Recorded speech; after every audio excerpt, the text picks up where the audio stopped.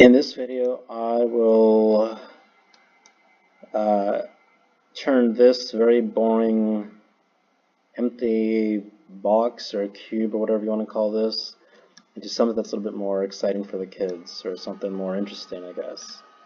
So what I'm going to do is I'm going to go into Edit and Emboss, and here you can see that I loaded up a question mark, similar, it's pretty much the same exact question mark from Super Mario.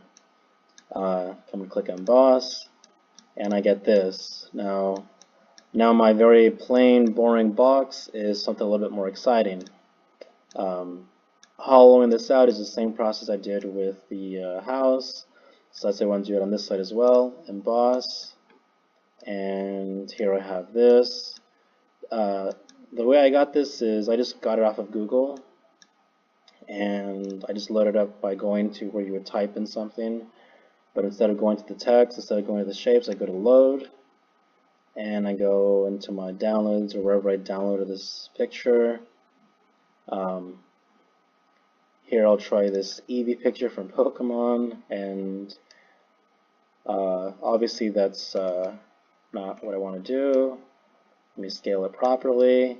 One thing is, no matter what image I get, because I have very thin walls, I need to make sure that it doesn't go in, because this is just not going to work. So it's got to stick out. Now I have no idea if this is going to work, so I'm just going to give it a shot. Yeah. Well, I have no idea what happened there. Obviously it didn't work. Let me redo that. I'm going to try it again. Maybe it's got to be a little bit smaller. I don't know what happened. Yep, no idea what happened. So it doesn't always work. Depends on the complexity. I'm just going to go back, bring in my question mark again. Now the picture that I'm using is obviously from Super Mario. So now that I brought in it again, I need to deal with the scale, and I'm just going to have to eyeball it. So maybe that looks good. That came out well. So luckily for me, this picture does work. Whoops, I already have it. Just going to do it again, and I'll do it again on this side. Emboss. So now I have this. This plain box is now a little more exciting to me, at least. Of course, kids can choose whatever picture they want, but not all pictures work, just like how that Eevee picture didn't work, so the simpler the better, basically. Another thing the kids can do, let me just move this to the side, is maybe a planter, or maybe like that Super Mario warp pipe. While I'm dealing with Super Mario, I may as well just go with that route. So I'm going to go to Object, Duplicate, move this into place. Whoops. There we go.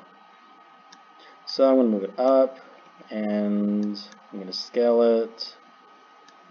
I'll do it down first. Move this up. Now has something like this. The color's throwing me off, so I'll just quickly change the color. Maybe, nope. Yeah, there we go. So now that I have these, I'm just going to group them, and I'll duplicate this. I could just use this one cylinder right here instead, but I do want the, I do want this top half of the pipe to be cut out as well. If you don't know what I mean, let me show you real quick. So first I'm going to move this up a little bit. There we go. I'm going to scale the entire thing, something like that. And I do have this here, I don't want that, So I can either move it up a little bit more, or of course I'm just going to scale it up as well. So I'm going to assume that I have some thickness right here now. I'm not sure how much, but to be on the safe side, I can move this up a little bit, maybe like that. Edit, subtract. I have something like this. So I think this is good. And now I have something like this, and this doesn't need any supports, obviously. Another thing that I can do, let's say, it's a piranha plant that comes out. Well, maybe I want this to be a planter. So, insert, I'll do a cylinder. So I'm just going to create some holes. Let me do this, So that's fine. The hole is a little too big. I'm no expert when it comes to planters, but I assume the holes aren't meant to be too big. So I'll add 3. So here's 1. Maybe add 1 over here. Duplicate this one. Something like that. I am kind of worried about them being too close to the wall over there, so I'll probably move this one a little bit closer to the center. Let me deselect all. I'll do the same thing for this. Deselect all because I'm having trouble deselecting it. So this looks good. I have no idea. Okay, there we go. So what I'm going to do, I'm going to select that one, and just like any other time, just subtract. I'm just going to do it one by one. Subtract. And there we go. So yeah, I can always add some form of text right here if I want. Emboss.